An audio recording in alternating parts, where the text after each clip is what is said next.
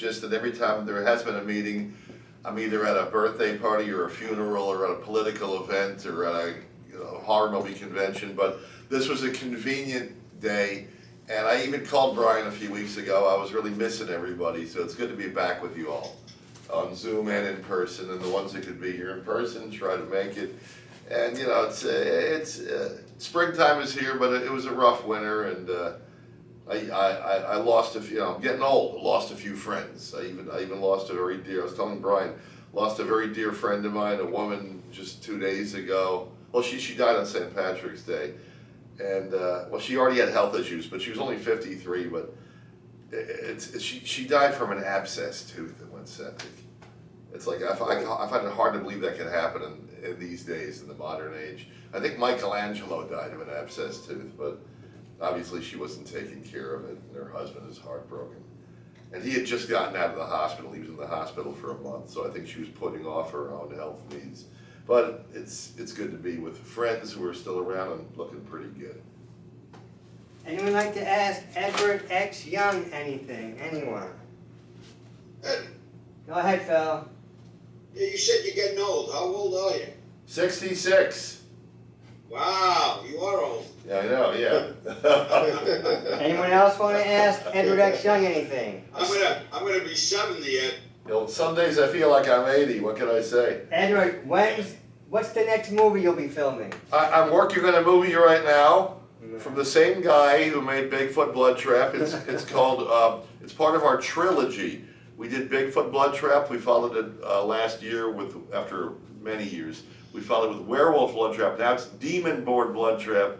It's about a possessed Ouija board. And I play two different characters, a modern day father whose daughter gets possessed because she's messing with Ouija boards, but we're also the ancestors. No, we are the descendants. My ancestor, unbeknownst to me, was Cotton Mather, the notorious witch hunter. So the witches are out to get me and my family. And I'm also working in a movie with a different guy, Pete Giacalone, who you've met, I believe.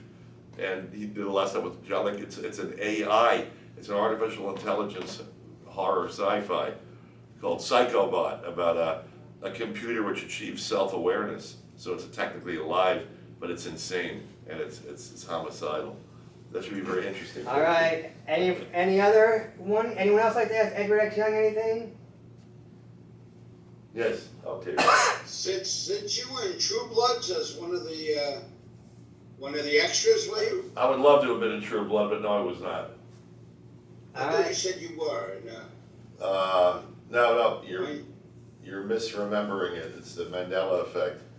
I was an extra in a Disney movie with The Rock, The Game Plan. I got like about 20 seconds of screen time in there. I was an extra on Curb Your Enthusiasm.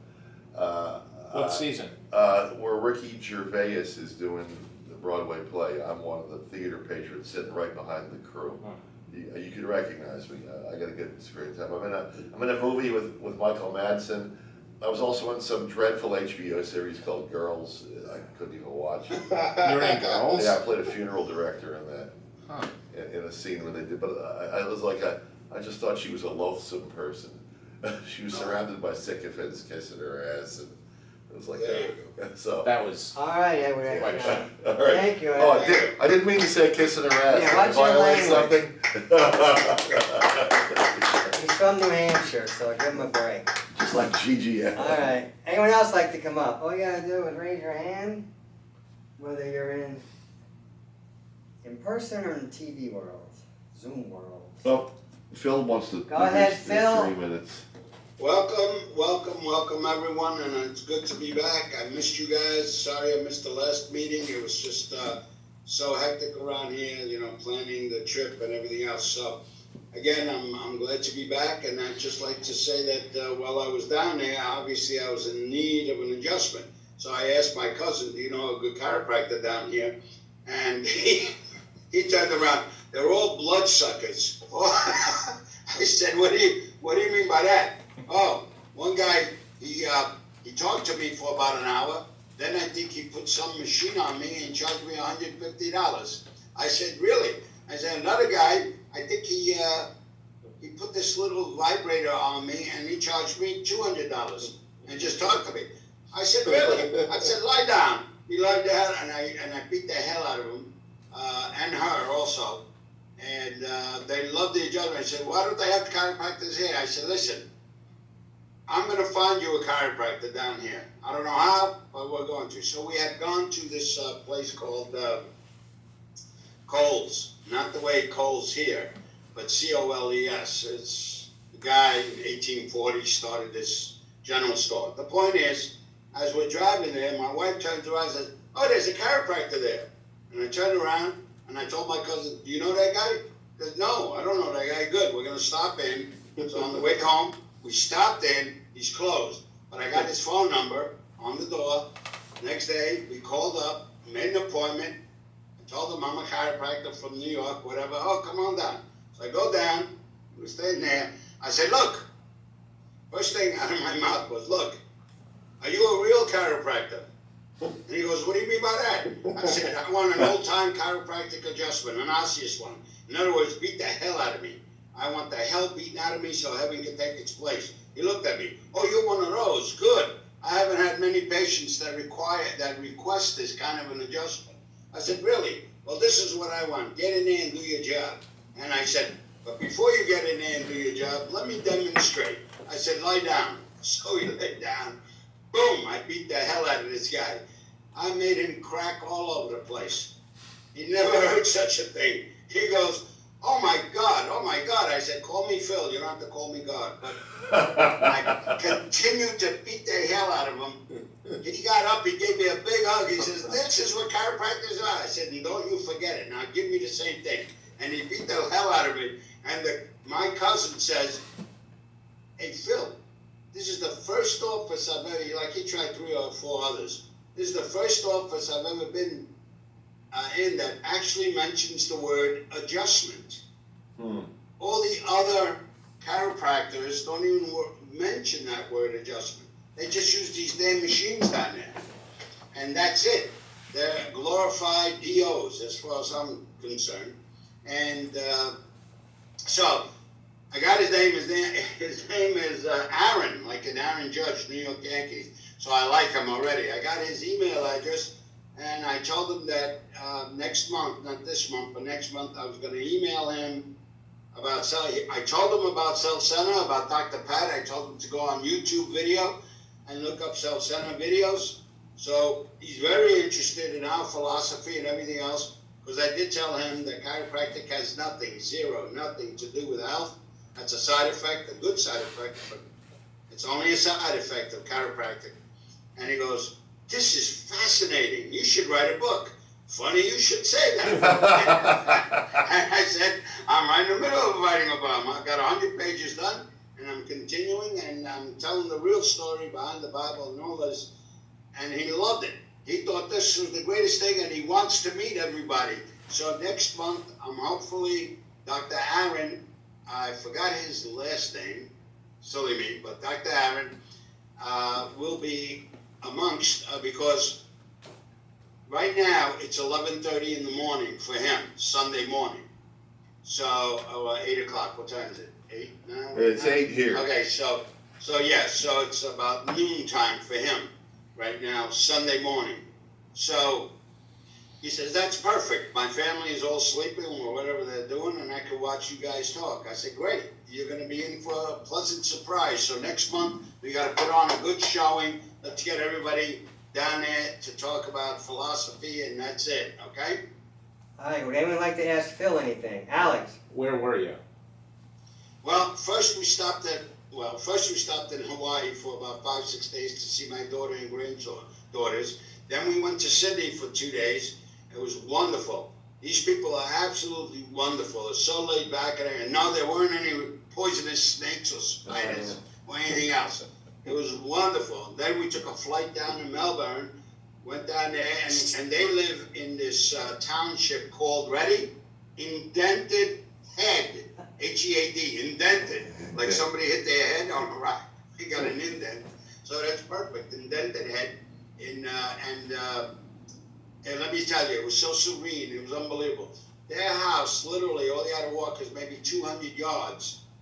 And there was the beach. So every morning I would walk, get my cup of coffee, delicious, walk down to the beach and watch the sunrise every morning. The interesting is, every day I noticed that the sunrise was always coming up slightly north, a couple of degrees north, because don't forget, it's going from summer to fall for them, okay, where our winter is going into spring for us. So it's really, it was fantastic, very laid back, and I love the frequency down there. The food, I ate like a pig and I lost 10 pounds. I couldn't Wow. believe it. I couldn't believe it, because the food is non-GMO. There's very little processing done, very little sugars and everything. In other words, right from the dirt to your plate. It was wonderful. Anyone else like to ask Senor Phil anything? Yeah, just a minor question. How long a flight is that? It's 16 times. Okay, because it's a 22-hour flight direct. You're not gonna do that. Forget it, unless you go first class, where you can lay down and go to sleep. But we went to Phoenix, dropped off my mother-in-law because she couldn't stay here a month by herself. So she stayed with her daughter in Phoenix. Then from Phoenix, so that was a 5-hour flight. From Phoenix to Hawaii was a 7-hour flight. And then from Hawaii to Sydney was an 11-hour flight. So all total, well, with the layovers and everything, it took 24 hours. But let me tell you, it was great. Then coming home, see how the Lord works? It's unbelievable. Coming home, I had a 2-hour window to catch a flight from LAX, from Los Angeles to New York, because it was supposed to land there at 8:30 and our flight takes off at 10:30. So the flight in Melbourne to Los Angeles was delayed by 2 hours. And I'm freaking out. I'm saying, we're going to miss our flight. We get off the plane, everything else. I told my son the flight number and everything else. Not unbeknownst to me, they automatically changed it in Melbourne, knowing that it was going to be 2 hours late. They put us on an 11:30 flight. So they gave us an hour. But I didn't know. Here I'm thinking 10:30. I'm running. And whoever laid out LAX airport, I mean, really, should be tried for treason. Because it's unbelievable.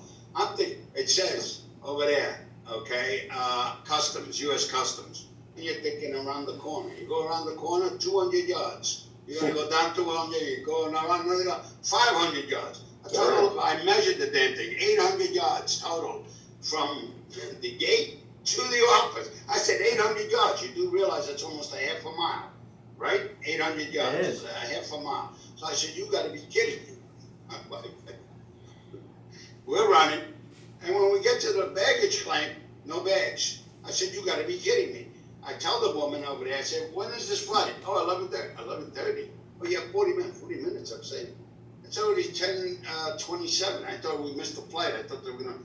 No, we put you on. Oh, this is good. You got 40 minutes. So then they direct us to gate 4, Terminal 4. I said, where's Terminal 4? Outdoor. Go down there and make a right. I go down there and make a right. Where's Terminal 4? They forgot to tell us you have to go outside the airport, go down the road. I said, who designed this? Who designed this? We went out the door. Literally, we got to the gate for our flight, the 11:30 flight. We were group number 7. They were calling group 7 to board. Wow. My wife and I just got to the gate and they said, are you group 7? Yeah, get on. You gotta be kidding me. 5-minute delay, we wouldn't have been on that flight. So we made it. It was wonderful. I loved it. See how the frequency changed coming home? How harried and hurry up, very stressed out. While we were down there, everything was on time. Everything was laid back. The people, the food, don't rush, take it easy. It was wonderful. All right, let's clap for Senor Phil. The floor is open for whoever would like to speak, whether you're on Zoom or in person. Anyone? All right, well then I'll jump in. So, Brian Patrick Gordon, chiropractor, Jersey City, New Jersey.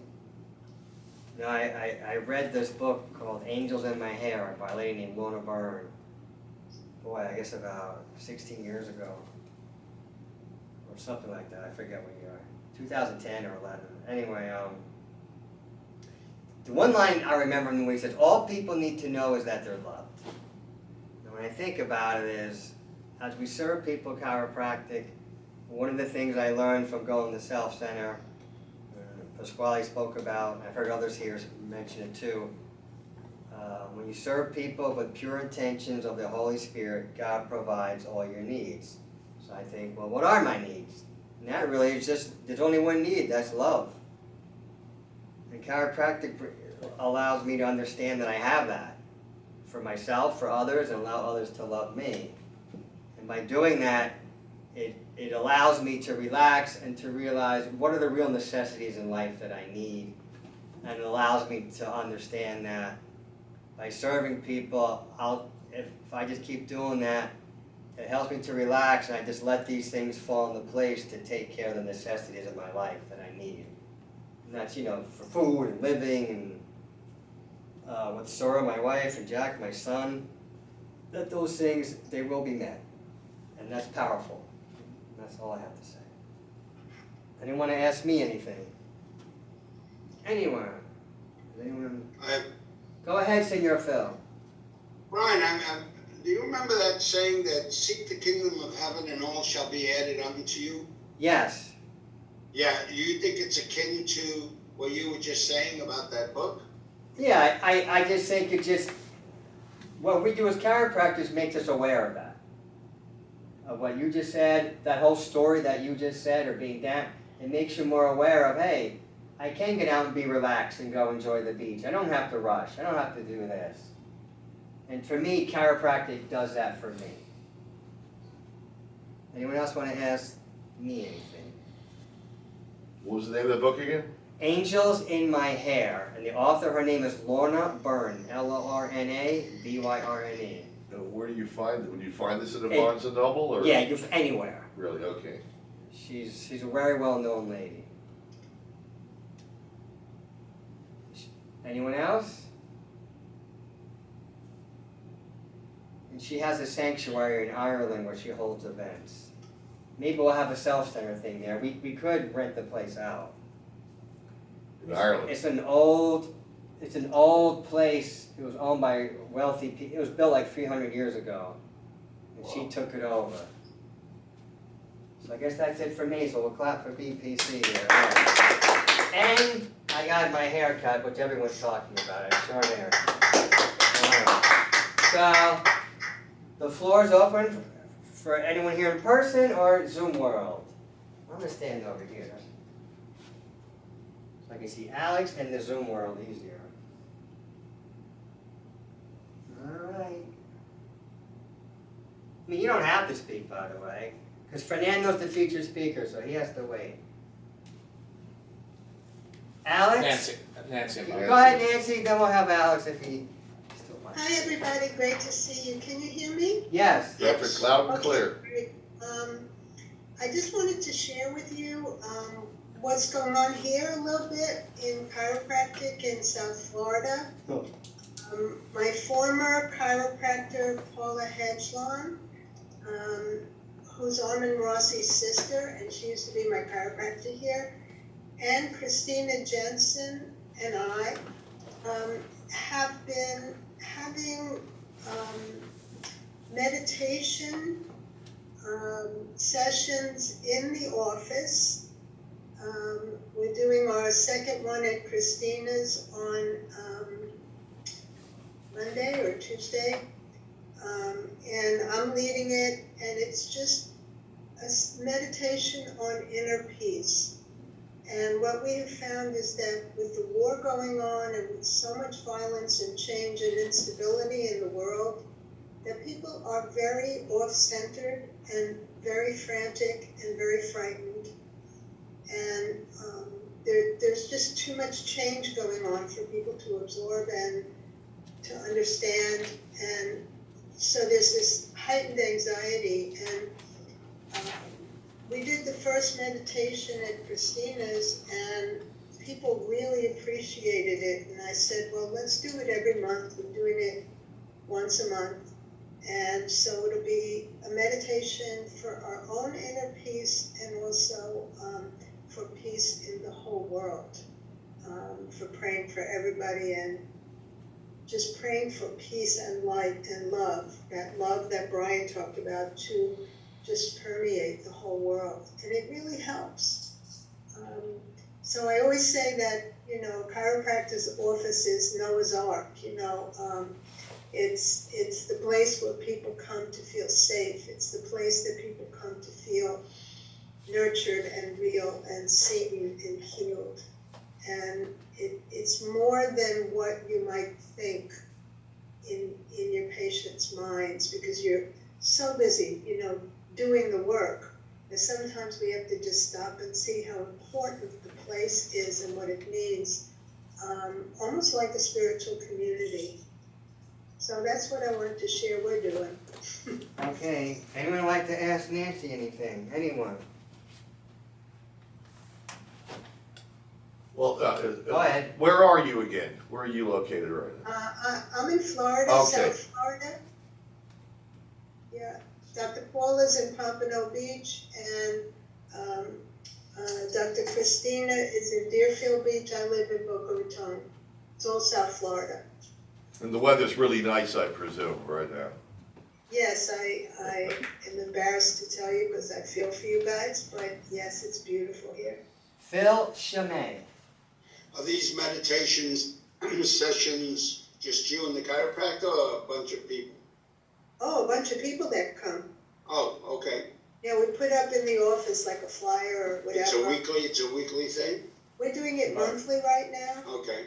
And also I brought in, you know, knowing me, I brought in a thing of snacks and, you know, chocolates and cookies and flowers for everybody. You know, just so people feel loved and nurtured.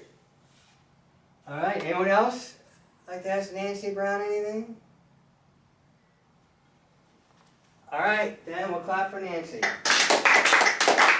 All right, so all the people here have spoken, so we just have the Zoom world. You don't have to once again. Go ahead, Senior Bob Wanton.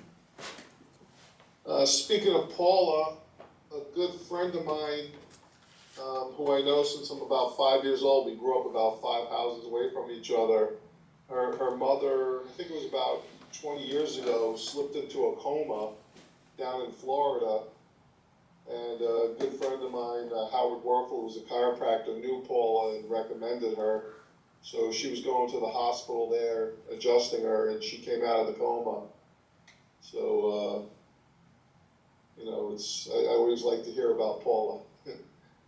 Sounds like she does good things. Today I went on an e-bike group ride in Manhattan. We met up at Washington Square Park. And we met up, there was 4 of us, and it was funny because the person who was leading the ride, he said, you know, 4 is a good number, but he said 5 is magical. Like, that's the magic number. So we're riding for a good hour, and then we end up going to Central Park, and there was this beautiful waterfall there, I guess from all the snow melting. So we were hanging out in that section, and you would have never thought you were in Manhattan, because it looks like you're in the country. There's a brook with a stream, and so we're hanging out there, and then we go riding again, and then all of a sudden there's this rider who used to ride with us, and he just doesn't ride with us anymore because he's working all the time, and his name is he goes by the name Live. So all of a sudden he just pops in with us, and I haven't seen him in like 2 years. So it was great to see him. So it was just kind of funny how he just put that out there, how like 5's the magical number, and then the 5th just appeared spontaneously, like in the middle of the ride. So then we all rode down to the South Street Seaport, and then I was charging my bike down there on the pier, and I started to get hungry, so I ordered Uber, you know, while I was charging my bike. So I've never done that where I'm just out in the middle of somewhere ordering food, because I couldn't just leave my bike there charging alone. Well, I wasn't with the group at that point, they were at another location. Trying to think of anything else. I think that's about it. Okay, would anyone like to ask Bob Watson anything? Edward X. Young. You know, I haven't used those e-bikes yet. How do they work? how do they work as far as you're talking the science behind it? I mean, what, you pick one up, you stick a credit card in it, I mean, how do you, Oh, how do you, no, how do you end up using one? They're all over the city. That's, This is a bike that I own. Oh, I thought you were talking about, Yeah, but I do jump on those city bikes sometimes, and basically you just download the city bike app, and then you just gotta set up your credit card and do a membership however you want. Like I just do it per ride. You could do like monthly or yearly. But yeah, you just basically go up with your smartphone, and then you scan the QR code on it, and then it'll, pick up your account, and then you just pull the bike out and go for a ride, and then you just have to dock it somewhere else. You gotta find like another dock to put it back in. alright, anyone else like that? I'm sorry.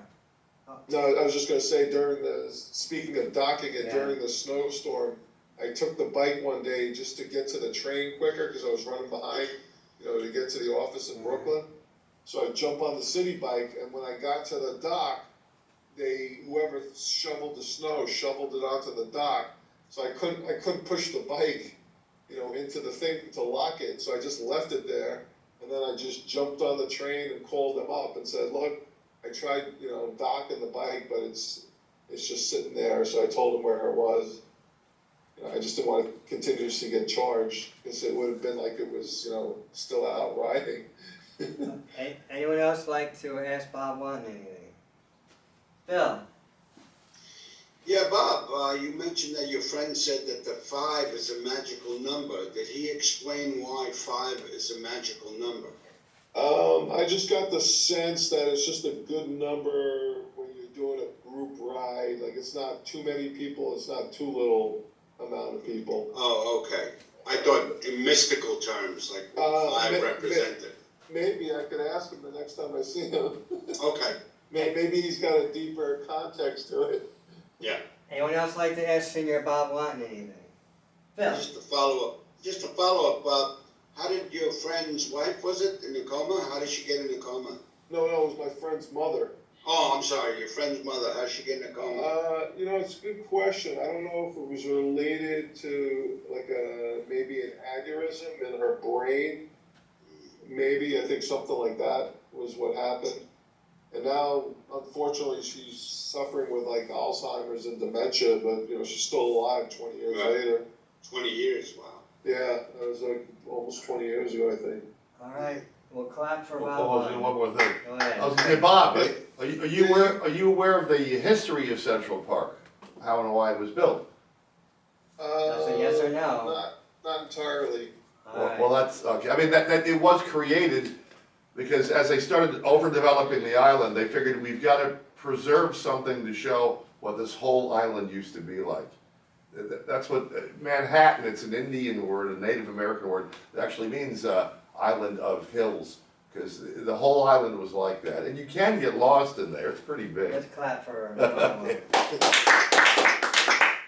Edward X. Young will be giving guided tours. You know, there's 20 coyotes that live in Central Park. And Edward X. Young knows where all they live. We were talking about the coyotes when we were there at the waterfall, actually. It's a small population. My friend saw 2 of them at night on his EV, his electric vehicle. Does anyone else want to speak? One more time? Alright, you ready? We're calling up the featured speaker, Senor Fernando Mendez. Thank you. I'm Fernando. I got to stand. Which camera are you? I don't know. I'm not gonna stand in front of the TV though. Stand right there, just look straight Okay. ahead. I'm fair gonna sit enough. over here. So the power that made the body heals the body. We hear that often in chiropractic. Coming down here, when I hear the word power, I make assumptions that I figure every chiropractor would make. That what this power inside of us is. And when I go outside our group, like I've done recently, to hear some talks. I hear stuff that I was hearing from school. They give me the definition from Stevenson from 1927. They say chiropractic is the art, science, and philosophy of all things natural. And when they talk about that power inside the body, They go, it's innate. And coming down here, when we talk about innate, we say inner nature. Now, to me, there's something more than nature in life when I talk about that power. And so did the guy who started chiropractic, D.D. Palmer. He said chiropractic came here to unite the spiritual with the physical. And I'll give you as a quote. In page 493 of 1910, he refers to this power. He says the Christians call it God. The Hebrews call it Elohim. The Muslims Allah. The Native Americans Great Spirit. And I added the Hindus call it Brahman. And Jung referred to it as the unconscious. So people might just think, sure, innate nature, the power, it's all the same thing. And I think I know what they're meaning, I get them, but there is a difference. There's like a hierarchy, and I would say nature is below these great powers that Dee Dee just talked about. One place you can look at is in the yogic system. People familiar with yoga, they do breath work, they do different postures. Yoga means to yoke, and what they're trying to yoke to is the source. And in that system, they talk about the different chakras.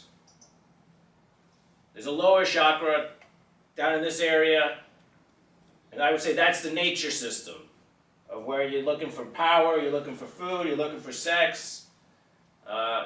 Psychologists call it, degenerative forces. So even in the West, we have different, we term those energies for the lower parts of the body. And then those chakras go up, and through their system, you eventually get to the crown chakra, you get to the top, and that's kind of like the ultimate achievement. Now that's the Far East. From the Mid East, we get the Old Testament. They're trying to connect with God. The Jewish people connect to God following the laws set down. And that whole Old Testament's a whole story about them not being able to stick to those laws. And then we get Christianity, where that law comes as a man, as Christ. In this Judeo-Christian system, you also have a hierarchy. And I got this from the work of Dr. Heiser. And he sees that there are many different gods out there. But he says there's one above them all.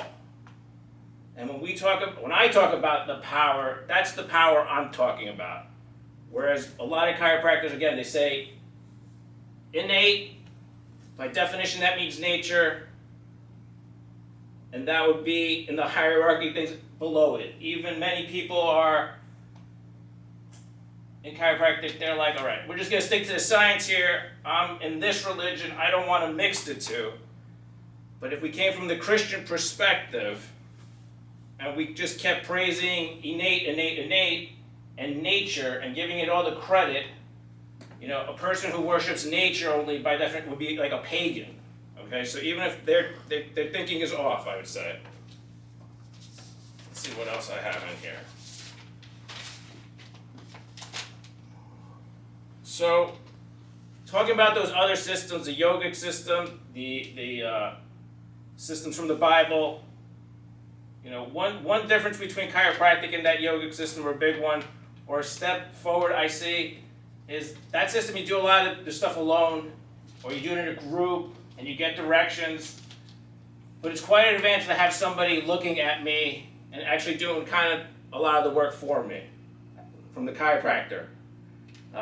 If you've gone to yoga classes, they'll even go around making adjustments to people's positioning. So it's there, but obviously I think through chiropractic we get something a lot more powerful.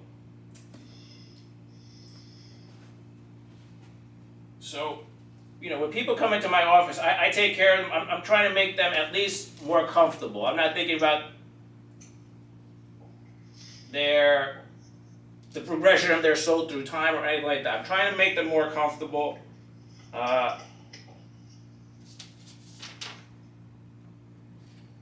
And going back to Stevenson, I would say we adjust the vertebral column by hand for correction of subluxation. Subluxation is the physical derangement of bones in response to toxins, traumas, and destructive thoughts. But the subluxation also encompasses what the metaphysical or the spiritual reality that we know as of sin. This is something Dede touched upon in his book in 1914, page 5. He says, chiropractic helps us overcome our sin. Chiropractic gives us agency by which sin, the violation willfully or accidentally of moral or natural laws, may be eradicated by appropriate adjustment of the neuroskeleton. So, I think some people go, what does chiropractic have to do, what kind of input could possibly chiropractic have into the spiritual side of things? Like, how are we qualified to talk about these things? And I just look at all the chiropractors who have come before me. We know them by single names, like whether it's Sigafust or Dede or Pasquale or BJ, what are the other names? Sid, Guy. And they've kind of put in a lot of work. Us chiropractors know these people have been trying to deal with these terms for a long, long time.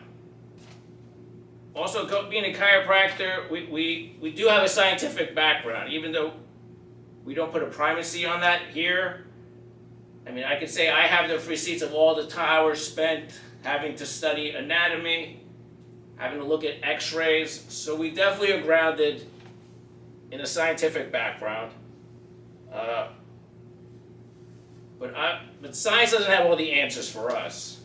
And as much as people want to just stay with the science part, I mean, before I was even a chiropractor and I was just reading whatever popular scientific stuff, it always got to the point where they would have to say, science can also take us this far. We see a lot of similarities in these ancient mystical systems. I mean, one book I refer people to who are having trouble making the leap between science and the spiritual side of things is a book we've read down here is Holographic Universe. Somebody recommended recently a book called The New Science of Heaven, but I saw that book referred back to a holographic universe. And there you have some of the best scientists in the world talking about how they've reached the limits of their knowledge in science and they could only see the parallels in the spiritual side of things. To give you an example, something from Joseph Campbell, he would compare the image of Shiva to the electron and how it would just dance around this thing. It was a particle, it was a wave. Now science says that stuff is just a resonance structure. It just responds to tone. It responds to a frequency. It responds to a vibration and forms itself depending on the vibrations around it.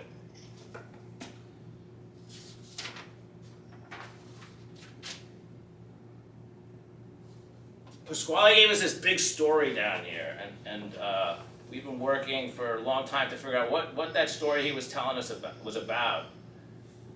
And once we go into that spiritual side of things, obviously you got your science, you got one foot in one reality, and then you got your other foot in the other one. That's the making of a myth.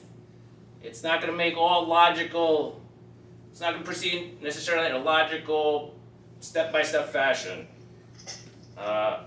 Myth is supposed to give you kind of like idea about the origins of our species, about life, about death, give us meaning, reason, hope, and science alone can't do that. That's why I would say take those facts of science and use them as fuel to get better answers. About myth, Jung said, our myth has become mute and gives no answers. The fault lies not in as it set down in Scripture, but solely in us who have not developed it further, who rather have suppressed any such attempt. I'm taking this early church history class, and you see how things get corrupted, and you go, man, I don't want to be involved with any of that stuff, you know? And you always associate, let's say, a church with those priests, and that's it. And kind of you throw the baby out with the bathwater, and he's been doing that for a long time, going, the heck with this stuff, let's just concentrate on what we can touch and feel. But it's made everything really dull. Myth should really enliven us. You could say it could be literally the Word of God. And that's what we attempt to do through our chiropractic, really the art of it, the adjustment. At its best, art introduces the divine into everyday life. And what we get from chiropractic is not something from the Far East or from the Middle East. It's something from the Midwest here in America. It's an American original, okay? Sure, people have been doing things to backs and cracking things for a long, long time, but this whole thing we're into, chiropractic, developed here and started out there. And for a reason. You know, we're a different place than all that stuff out east. The thing I wanted to talk about, you know, I feel like we've talked about the vertebral column a lot. One thing I like to talk about is the hand. And obviously chiropractic means to do by hand. And the hand is intimately tied with that vertebral column, because that vertebral column holds us up, and now our hands are out here to create. So again, pulling us out from nature, where those hands are down, our sight is down, that vertebral column brings us up where our sight is up here, and it opens us up to do things. And we're so fascinated by what technology can do, these machines. You know, we overlook that our hands are creating all these things. And our hands are way more complicated or advanced piece of technology than any of that stuff out there. Pasquale would say, I am the technology. And that was one of the first lines that, you know, me and my buddies in Iowa, one buddy, he would just crack up about it, I would crack up about it, and we just walk in somewhere and just tell people, I'm the technology. You know, just joking around because it's so audacious and bombastic. But it was true. It's so true. And when you're a chiropractor, you know, you make the choice of how, like, you're going to approach life. You know, I can walk around life with my hands closed in a fist. And that means I'm going to be practicing a martial art, right? Arts of war. But we choose to walk around with our hands open and kind of reflection of our heart. And that's best reflected in that image we see, that Catholic image we see of the Christ with his heart in the center. We're not ruled by our animal passions anymore. Okay, we're leaving nature again. We're connected to something higher. And we want to connect with that thing that's higher, but that's not the place to stay up here. You know, we've heard down here that nobody cares what you know until they know how much you care, and that's more of a heart function. Jung said that he was really glad that he had a wife and 5 kids and a practice where he had patience, because it really kept him grounded. He said Nietzsche, he was just off in the spirit world dealing with ideas, and said it made him exaggerated and just unrealistic, he's saying. Coming from that heart, we share people's suffering as we serve them. Another thing about the handless technology, it's pretty small scale. We can share it around. It's energy efficient. Nobody controls it outside the little group that's doing it, right? So it's very decentralizing. And it's shared knowledge. And sure, you can learn about it,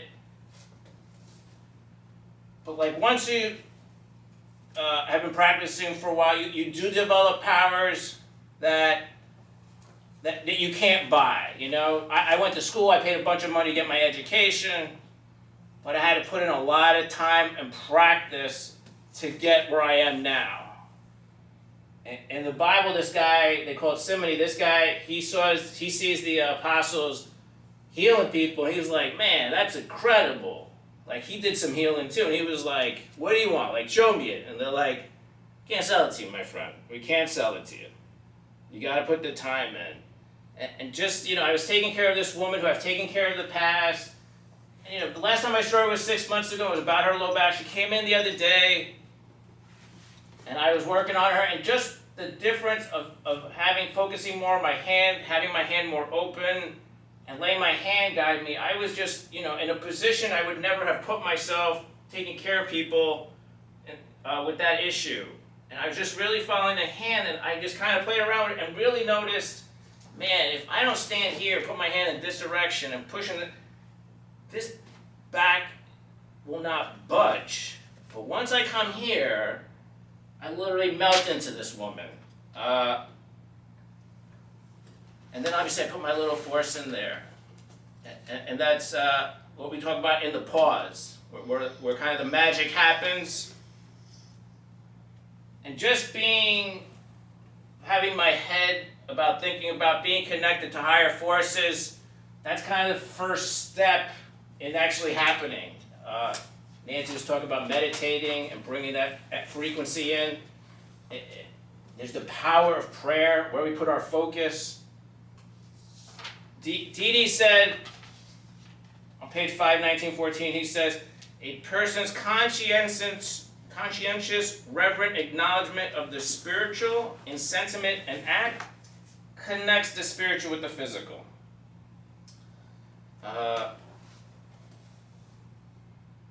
And when I'm going to pass on that. But another thing, when we have, in the Bible it says the only unforgivable sin is denying the power of the Holy Spirit. And that's kind of denying the spiritual side of things. And it makes sense. I was going to touch upon the power of faith in history. Pasquale had one example about the Revolutionary War, about these people who had to face the greatest army in the world. They were untrained, unfunded, a motley crew. But he said they had this spirit, and it helped them overcome. And it seems like in life, I'm going to use a big word here, there's an intellect, there's the realization of a potential, also known as the soul, that's trying to make man free. Like we have this desire to get free. At the same time, there's these counter forces that are trying to keep man down and under control.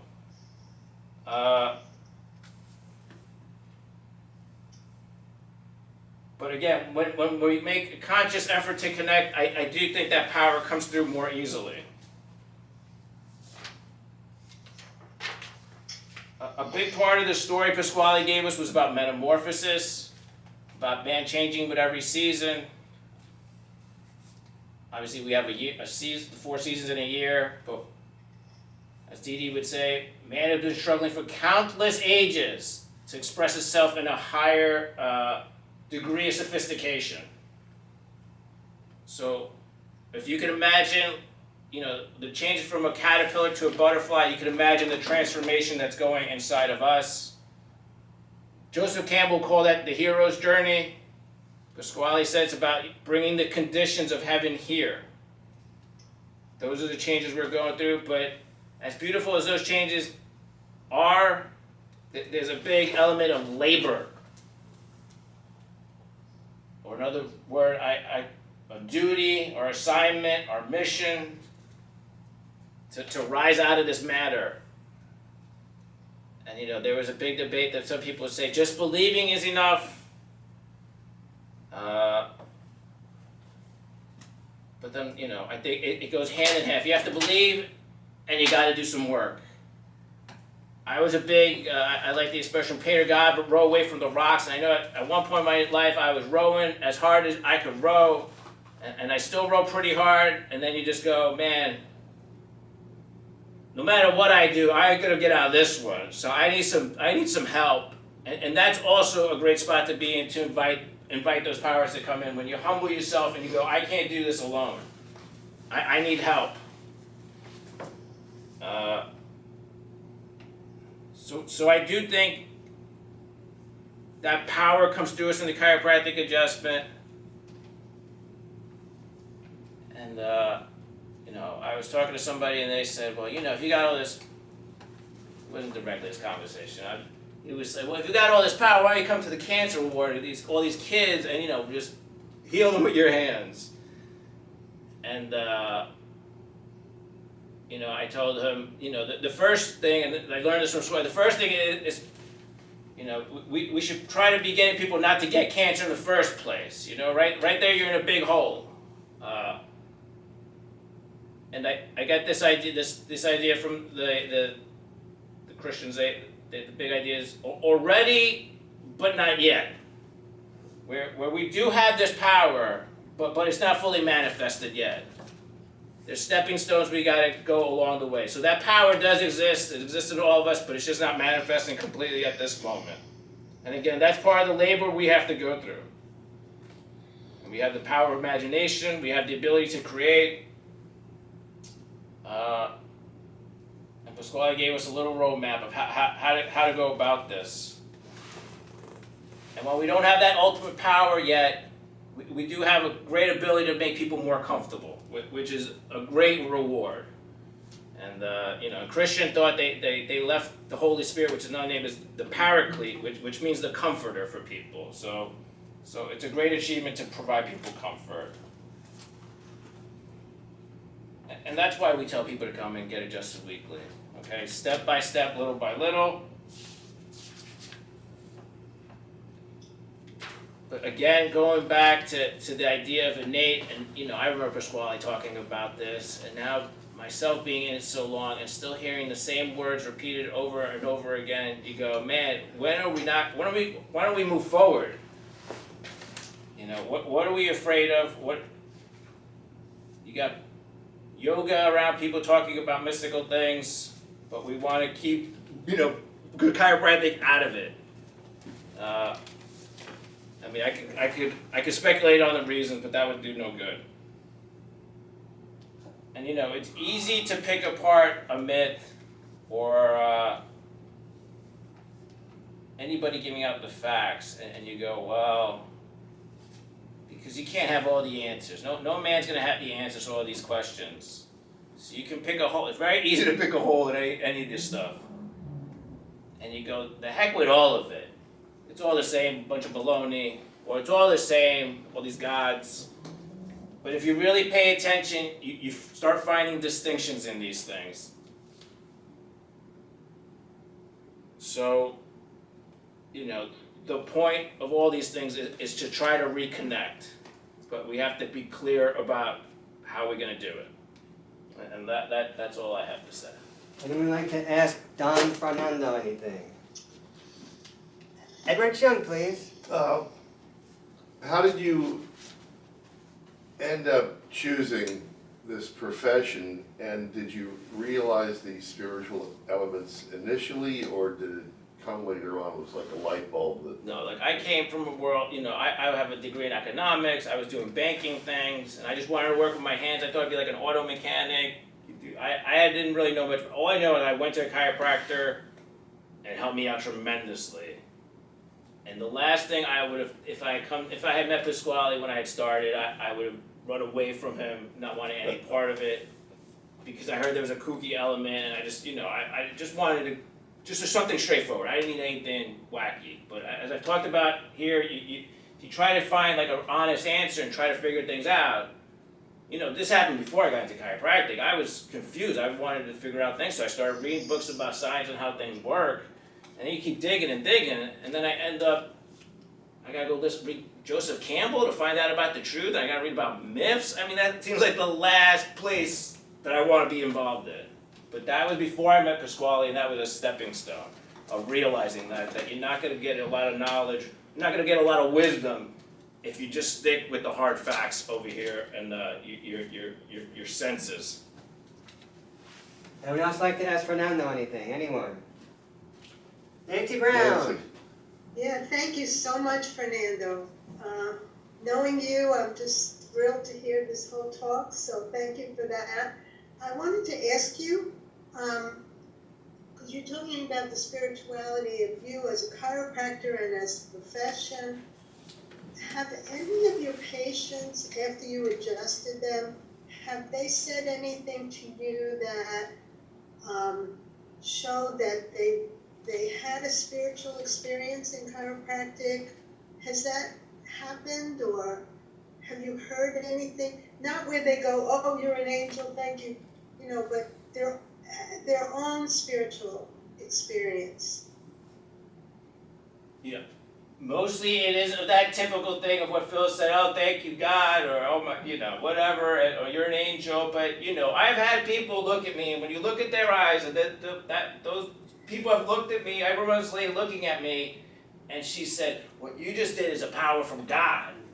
And, I'm just going through my day, and she turns around, she says that to me, and I said, oh, okay, she gets it. But I think it's what you were talking about. It's a subtle thing where people. I know that people. I look at the insanity all around, and I look at my office, and I go, oh man, this is a whole different. There's nothing special in there, but the whole is a whole different vibe. Let's just say. Anyone else want to ask Fernando anything? Do you follow a particular faith or religion right now?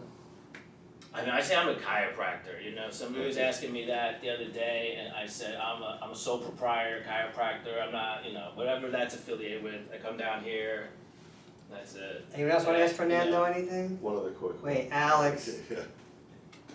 Where are you at in your metamorphosis? Like, how is there some way you could explain like where you are right now versus maybe a chapter before? Oh, I can explain it right now. I'll tell you where I'm at. We went to Puerto Rico, and I didn't know if I should go, and then it was like, okay, we gotta go. Tori's brother was gonna be there, which was just random. I was like, all right, it seems like we should go.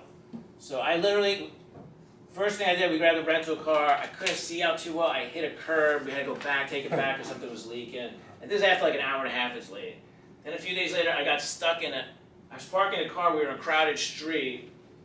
And we had an SUV, so I really wanted to get out of the street, but then I got stuck in a ditch, man. I had one tire in a ditch and then was stuck on this piece of concrete. And me and Hugo go try and lift it. Then a bunch of guys, it's a very busy street, all these guys show up and they're, all right, let's do it. That thing's not budging. And now it's like, oh my goodness, I'm stopping traffic, everybody's freaking out. And then some other guys just pulled up and they're like, oh, we got a rental truck here. And they hooked us up and they pulled us out. I mean, the whole deal lasted 20 minutes and, we really sweated. So where am I with my metamorphosis? Those guys got me out of some ditch, man, for some reason. I came back and I just felt a lot better mood or something dealing with people. Maybe it was just taking a break, but I was really grateful for those guys. And, Brian sent a little video of Pasquale just saying, when you're taking care of people, just think of that awesomeness, that power. And sometimes, we do this every day, you forget about it, but I listen to people talking about this thing and that thing and this thing and that thing. I go, man, they talk a lot, but man, every day I get to, I'm working with that power, So what are they really going to tell me that I'm not working with every day and feeling and been doing this all this time? So, just because some people won't put the light on you, you kind of have to, like what I went through. All the guys who come before us have been thinking about all this stuff, all the work we put in. That's where I'm at with the metamorphosis of just going,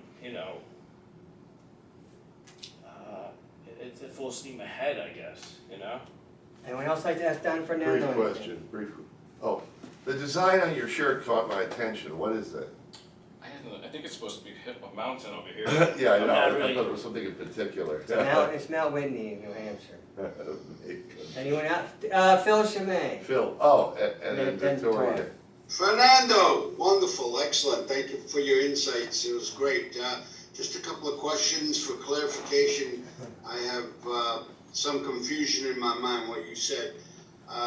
You mentioned something about you have one foot in science and the other foot in spirituality, and it ends up being some sort of a myth that people then could poke holes into it because you really don't have facts or evidence for your spiritual, I would say, insight or whatever. So, my question is this here. Have you heard about when Jesus said you can't serve two masters? It's either you come to hate one and love the other, or despite one and whatever. Do you think that by having one foot in a scientific camp and the other foot in a spiritual camp gives us a division within ourselves that we can't reconcile, so therefore people then can poke holes in that understanding of what chiropractic is? In other words, what I'm trying to say very simply, is it better to choose one and stick to one, either the scientific aspect of chiropractic or the spiritual aspect of chiropractic, and try not to reconcile both? No. I think if you want to deal with life, you're gonna have to deal with both. If you want to be, if you want to have a closed system, then you better just deal with one and not open yourself up. Once you open yourself up to the reality of all things, there's a lot going on there, and what I can see and what you can see are going to be very different. We'll interpret it differently. We'll have to agree to disagree, but the reality of that unseen world is there. You can, at this point, you can know it's there. Okay. You have to take somebody's word for it, or like I said, you have to do your investigating yourself. But if you want to look at the total of man or the people you're taking care of, you're gonna have to deal with their physical aspect, and that there's a spiritual aspect to all these things through all life. So the answer is no. Anyone, wait, Tori, do you want to ask him something? She had her hand up earlier. She did. Go ahead, Victoria. I was just wondering, or wanted clarification about Pericles, or that was known as the Great Comforter. Where did that come from? That's they refer to the Holy Spirit as the Paraclete, and Paraclete that is also comforter. Paraclete, yeah. Okay, anyone else? Phil Chimay. You also mentioned something about that these forces keep man from being free.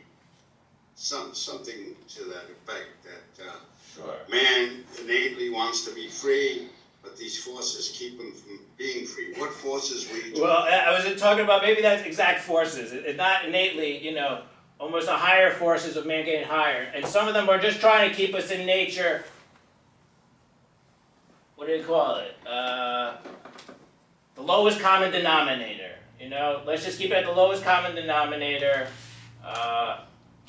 Let's just keep everything down here where we can just keep it very simple, and let's keep man very simple. Once he starts getting wise to things, you're harder to control.